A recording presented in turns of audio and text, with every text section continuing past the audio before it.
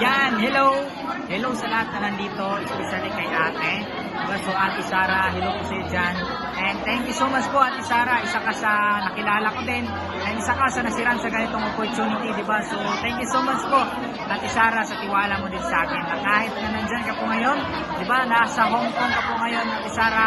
Pero isa ka sa nag-decide dito sa ganitong opportunity natin. Salamat din po sa iyo, Ate Sara, sa tiwala mo sa akin, di ba? Sa community din natin. And again, Ate Sara, congratulations sa iyo kasi isa ka sa nasiran sa ganitong opportunity.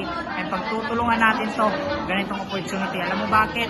Kasi ang dami na din po talagang mga kababayan natin na pauwi natin for good sa Pilipinas. And excited po ako na ikaw naman yung OFW icon natin na mabawi natin dito for good sa Pilipinas na merong magandang resulta para sa pamilya mo. Diba? So again, sa lahat din po na nakapanood ng video na to, isa ka din OFW din na nakapanood ng video na to, diba? So maniwala ka lang din. Kasi isa din po si Patunay, si Ate Sara, isa sa nag-decide dito sa ganitong opportunity. And excited po ako sa mga kababayan din natin na nakapanood ng video na to, diba? So maniwala lang kayo and mag-decide lang din po kayo. Kasi ang dami na pong natulungan at excited ako na ikaw naman yung next. Okay? So thank you so much everyone!